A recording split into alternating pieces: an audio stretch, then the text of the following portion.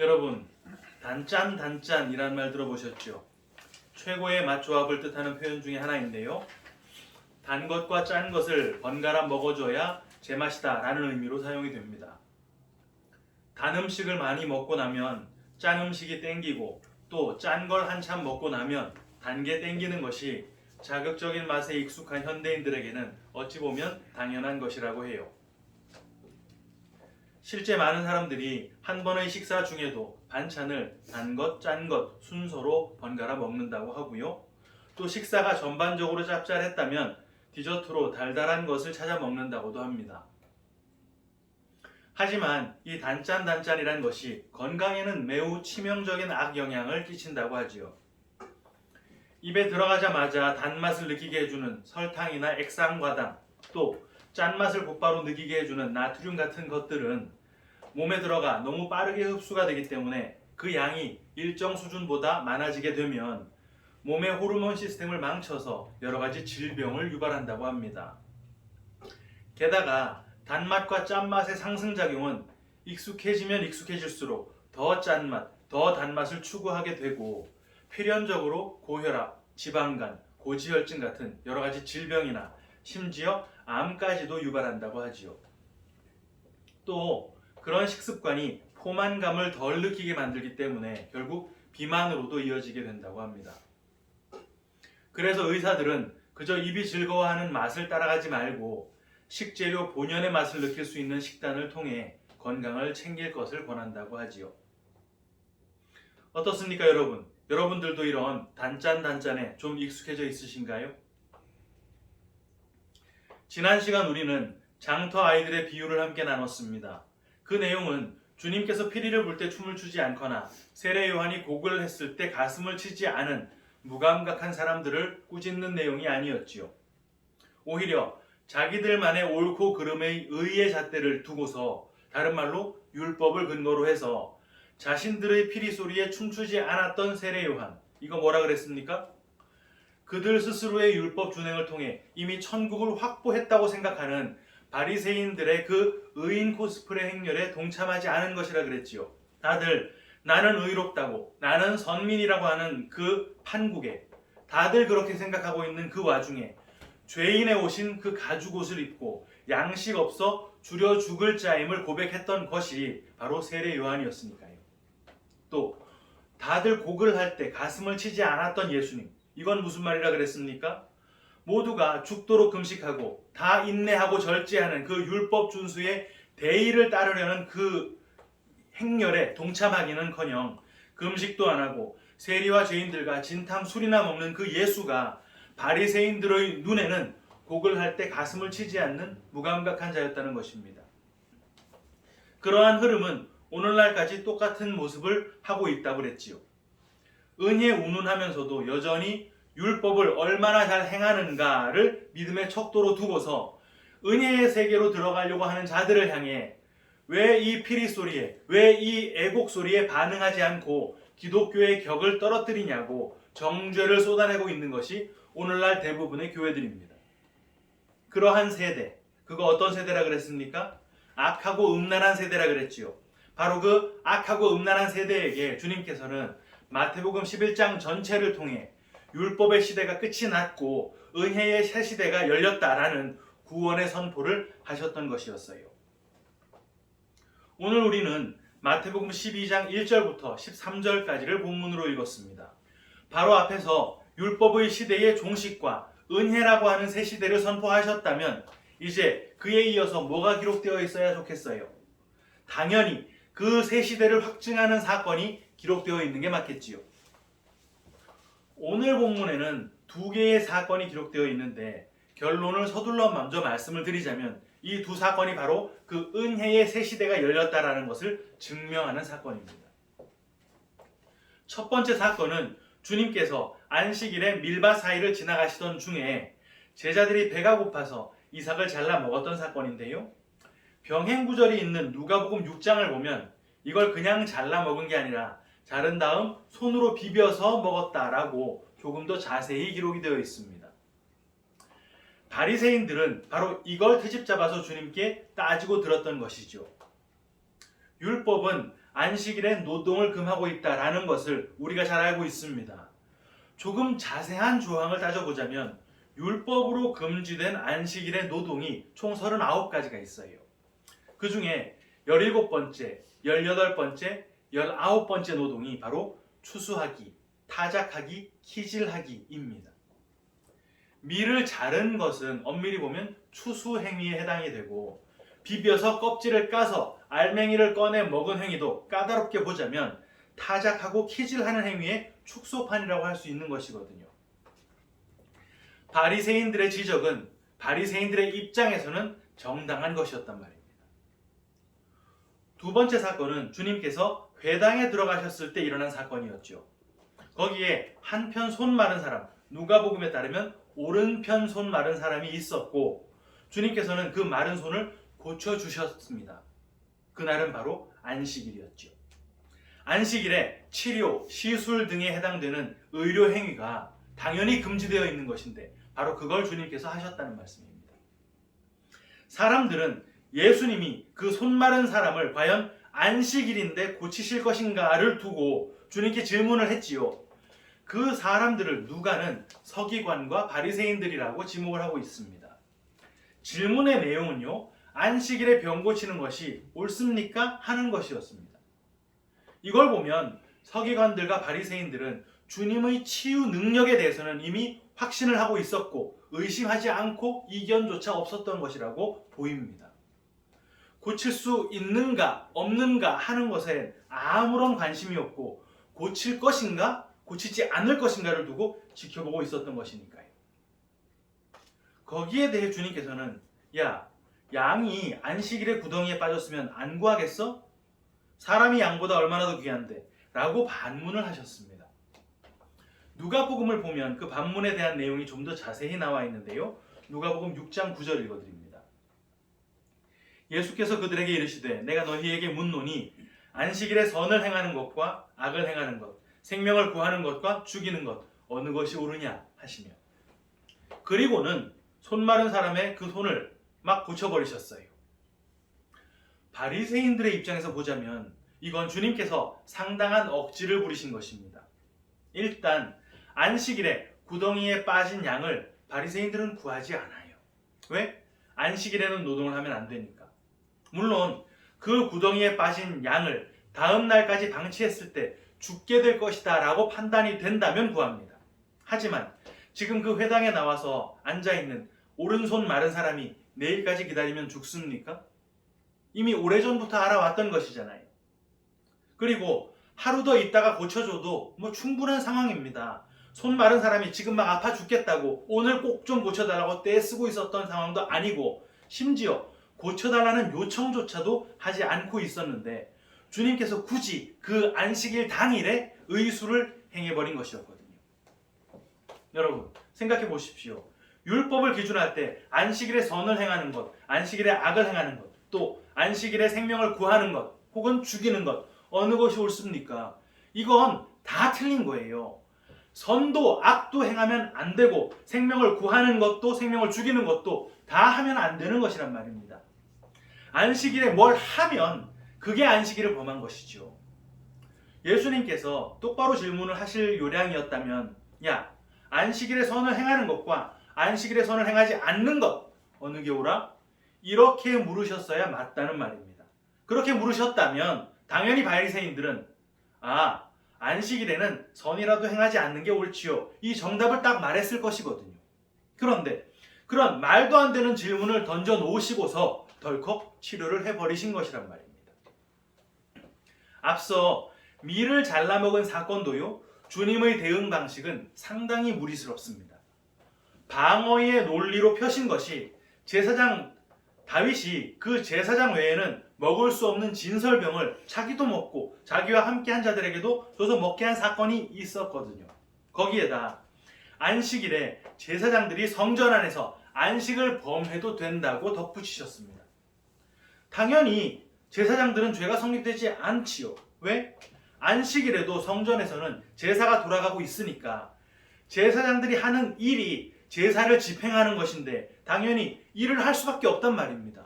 하지만 바리새인들에게 주님이 지금 제사장이 맞습니까? 아니면 왕이 맞나요? 아니지 않습니까? 지금 주님께서 이 논리로 바리새인들을 대응하려고 하신다면 먼저 스스로 자신이 왕임을 혹은 자기 스스로 자기가 제사장이 맞다는 것을 무슨 방법으로건 증명을 한 뒤에 야 봤지? 나 왕이야? 나 제사장이야? 그러니까 내가 안식일에 안식 좀 범해도 괜찮은 거야. 이렇게 하셨어야 했는데 그런 증명은 전혀 없이 야 다윗도 범했고 제사장들도 범했잖아. 그러니까 나도 이거 괜찮은 거야. 이런 식이라면 그게 바리새인들에게 받아들여질 수 있었겠냐는 말입니다. 여러분, 이 모든 일들을 안식일이 아닌 평일에 행하셨다면 사실 아무런 문제가 없습니다. 하지만 주님이 굳이 이 일을 안식일날 행하셨다면 당연히 그 이유가 있었겠죠. 그 이유는 바로 안식이라는 것이 무엇인지 우리에게 알려주시기 위함이었습니다. 안식일의 시초가 무엇입니까? 천지 창조 때 있었던 일입니다. 하나님께서 모든 것을 다 창조하시고서 6일째 사람을 지으셨지요. 그리고는 그 바로 다음 날인 7째 날 안식을 하셨던 것이 바로 안식일의 시초였습니다. 그걸 사람들의 입장에서 보자면 지어진 뒤에 처음 맞이한 날이 안식일이었던 거예요. 그럼 만들어진 뒤에 아무것도 마련해 둔 것이 없이 바로 맞이한 것이 안식일이었다는 말인데 실제 우리 생활 속에서 마련해 둔 대책이 아무것도 없는 상황에서 맞는 안식을 뭐라고 합니까? 그런 안식을 맞이하게 된 사람 뭐라고 하지요? 백수라고 하지 않습니까? 그리고 실직이나 아무런 대책 없는 무방비 상태로 인식이 되는 거예요. 그런데 그 백수 앞에 하나님 한 분 딱 계신 그 상황을 성경이 지금 안식이라고 말하고 있는 것이란 말입니다. 얘들아, 너희는 내가 주는 거 먹고 내가 주는 것으로 채워야 해. 그게 바로 안식이야. 하나님께서는 아무런 기반이나 보장이 없는 사람에게 지금 이 말씀을 하고 계시단 말입니다. 그게 무슨 말입니까? 그 안식을 유효하게 해주는 장치는 바로 은혜였다라는 말씀을 하고 있는 거예요. 하나님께서는 모든 것을 은혜로 공급해 주시고 사람은 그 모든 것을 은혜로 받아 안식을 누리는 것이 바로 안식일의 진짜 의미였단 말입니다. 그런데 선악과를 따먹자마자 사람이 어떻게 되었습니까? 은혜로 거저 얻는 그 안식을 거부하게 되었어요. 왜? 그건 너무 자존심이 상하는 일이거든요. 내가 선과 악을 구별할 만큼 이제 지혜로워졌는데 이제 내가 선을 행하고 악을 멀리해서 하나님의 거룩에 버금가는 의로운 열매를 걷어낼 수 있을 것 같은데 라고 생각하게 되었단 말입니다. 그리고 그렇게 거둬들인 그 열매들을 차곡차곡 쌓아서 그걸 기반 삼아 당당하게 안식을 누리겠다고 했던 거예요. 여러분, 제자들이 지금 밀밭에서 밀을 잘라 비벼서 까먹은 것이 스스로 농사를 지어서 먹은 것입니까? 아니잖아요. 누군가가 지어놓은 그 농사의 결과물을 아무런 공로 없이 거저 먹은 것입니다. 레위기 19장 9절에서 10절 너희가 너희의 땅에서 곡식을 거둘 때에 너는 밭 모퉁이까지 다 거두지 말고 네 떨어진 이삭도 줍지 말며 네 포도원의 열매를 다 따지 말며 네 포도원에 떨어진 열매도 줍지 말고 가난한 사람과 거류민을 위하여 버려두라. 나는 너희의 하나님 여호와이니라. 신명기 24장 19절도 읽어드립니다. 네가 밭에서 곡식을 벨 때에 그 한 무칠 밭에 잃어버렸거든 다시 가서 가져오지 말고 나그네와 고아와 과부를 위하여 남겨두라. 이거 다 누구를 위해 얘기하는 것입니까? 우리잖아요. 죄로 인해 하나님 아버지에게서 떨어져 나간 우리는 이제 고아가 되었습니다. 신랑 예수를 잃어버리고서 우리는 다 과부가 되고 말았어요. 하늘 본향을 잃고서 우리는 나그네 생활을 하고 있다는 말입니다. 그렇게 의지할 데 없이 가난한 우리를 위해 은혜로 그 밭의 곡식을 남기게 하신 것이고 우리는 아무 공로 없이 하나님께서 베푸시는 그 은혜를 받는 것이죠. 그게 진짜 안식이라는 것인데 지금 제자들은 안식일에 안식을 누린 것이 그것에 비춰보자면 맞다는 말입니다. 한편 손 마른 사람, 그런데 그 한편이 어느 편이라 그랬지요? 오른손. 이미 우리는 그 오른손이라는 것이 뭔지를 확인했습니다. 뭐였습니까? 옳은 손, 의로운 손이라 그랬잖아요. 그럼 오른손이 이미 마른 사람은 어떤 사람이란 말입니까? 의를 내놓을 수 없는 사람, 죽어마땅한 자, 죄인이라는 말입니다. 그게 바로 안식에서 제외된, 안식을 누리지 못하는 상태인 것이죠. 그런데 자기 스스로 안식을 얻게 해달라는 요청조차도 하지 않은 그 사람을 주님께서 다짜고짜 고쳐버리셨어요. 손을 내밀라고 해서 내밀었더니 회복이 돼버렸습니다. 내 공로가 아닌데 내 오른손이 펴졌어요. 내 오름, 내 의가 회복이 되었다는 말입니다. 그게 바로 안식이고, 안식을 거저받는 그 날이 진짜 안식이라는 것을 주님께서 성경을 읽고 있는 우리 독자들에게 반복해서 가르쳐주고 계신 것이죠. 왜? 오른손이 마른 것은 주님 당시 거기 있었던 그 한 사람만이 아니었다는 말이에요. 하나님께서 생기를 불어넣어 주지 않으셨다면 우리는 다 이미 에스겔이 보았던 그 마른 뼈다귀와 같이 다 말라 죽어있는 오른손 마른 사람입니다.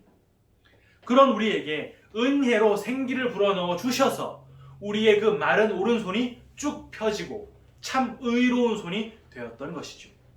그런데 선악과를 따먹은 우리는 그게 입맛에 맞지 않습니다. 왜? 율법이라고 하는 것에 아주 입맛이 길들여져 버렸거든요. 행위라는 거 아무리 힘들어도 해냈을 때 그 달달한 성취감에 취했다가 하지 말라는 거 너무너무 힘든데도 참아냈을 때 그 짭조름한 극기의 맛에 취하고 맙니다. 그 단짠 끊지를 못하는 거예요.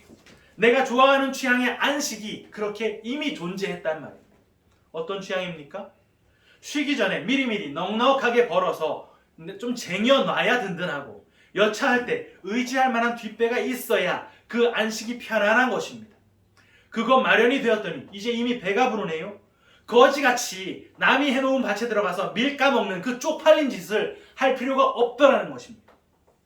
율법을 충실히 수행하는 그 삶 잘 살아냈더니 말라 비틀어졌던 내 오른손이 통통 살이 올라서 이제 하나님의 생기는 그닥 요긴하지가 않더라는 거예요. 여러분은 도대체 뭘로 배가 부르고 싶습니까? 도대체 뭘로 우리 오른손이 펴지면 좋으시겠어요? 주님이 내게 오셔서 양식 주지 않으시면 나는 굶주려 죽는 거지입니다. 주님이 내게 생기 불어넣어 주지 않으시면 나는 오른손이 마른 사람입니다. 이게 진짜 은혜를 사는 성도들이 해야 했을 고백인데, 오히려 주님이 아닌 것으로 이미 부른 그 배를 하나님의 생기가 아닌 것으로 이미 펴져버린 그 손으로 막 두들기면서, 야, 이 안식 참 좋네요. 하나님이 보시기에도 우리 제법 기특하죠? 이런 악하고 음란한 세대를 우리가 살고 있다는 말입니다. 그런데 하나님께서 세상보다 뭐 하나 나을 거 없는 우리에게 진짜 은혜인 믿음을 불어넣어 주셔서 그 율법의 단맛, 그 율법의 짠맛이 얼마나 위험한 것인지를 보게 해주셨습니다. 이거 계속 먹다가 우리 몸이 썩어 죽게 되겠구나. 이거 발견하고서 너무 맛있고 땡기는 그 내 율법의 성취의 열매, 그걸 내 의로 삼아 챙기던 삶을 중단하고 우리가 은혜를 붙들게 된 것이에요. 그런데 그 단맛, 그 짠맛이 정말 싫어집니까? 아니지요. 그거 좀 안 먹고 있다 보니까 달달하고 짭짤한 것들이 막 입에 들어오는 것 같습니다. 심지어 정말 덜컥 입에 넣어버리는 일도 수시로 일어나지요. 율법에 매였을 때에 우리라면 그것도 억지로 참아내느라고 진땀 쏟고, 그거 정말 잘 참아냈을 때 내 의로움을 한껏 뽐냈을 텐데, 주님께서 선포해 주신 그 우리 안에 있는 은혜, 그 단맛, 그 짠맛에 여전히 묶인 우리를 끝까지 끊도록 이끌고 나가시더란 말입니다. 그거 발견하고 그거 주신 하나님께 감사하는 것이고, 또 그 단맛, 그 짠맛에서 우리가 예전보다 많이 멀어졌을 때, 야, 하나님, 우리 이 정도면 참 칭찬받을 만하죠, 이러는 것이 아니라 겸손하게 하나님의 은혜를 인정하는 것입니다. 사랑하는 키퍼스 처치 성도 여러분, 세상에는 세상을 돌아가게 하는 수많은 원리와 수많은 법칙들이 있습니다. 열심히 노력하면 그 노력 반드시 성과를 내게 될 것이고, 성실하게 준비하면 실패를 반드시 피해 성공하게 될 것이고, 꾸준히 자기를 개발하면 반드시 목표했던 지점에 도달하게 될 것이다 라고 하지요. 맞습니다. 그게 세상의 원리고 그게 세상의 이치예요. 그런 노력, 그런 준비, 자기 개발 없이 남이 이루어놓은 성과를 거저 먹는다면 세상에서는 그걸 염치 없다고 뻔뻔하다고 비웃고 비난할 것입니다. 그게 인과율에 뿌리 박은 율법주의라는 걸 세상은 모르거든요. 하지만 성도는 거기에서 벗어나 은혜를 사는 자들입니다. 여전히 육신을 입고 율법의 단맛 짠맛을 좋아하는 본성을 가지고 있지만 우리 본성을 거스르는 성령이 우리 안에 계신 그 덕분에 남들처럼 쟁여놓은 것도 없이 세상 눈으로 볼 때 바짝바짝 날아가는 것 같아도 거기에 일희일비하지 않은 담대함으로 성도의 길을 걸어가는 거예요. 마침내 참된 양식이신 예수로 영원히 우리의 배가 부르고 주님께서 완성하신 그 의로움으로 우리의 팔이 온전하게 쭉 펴지게 될 그날, 그거 언제라고요? 우리가 천국에 우리의 발을 내딛는 그날, 우리는 은혜로 진짜 안식을 누리게 되겠지요. 그리고 그 진짜 안식을 이 안식 없는 세상 속에서도 조금씩 맛보며 사는 것입니다. 이러한 은혜가 우리 모두에게 넘치시기를 주님의 이름으로 축원합니다. 아멘. 함께 기도하겠습니다.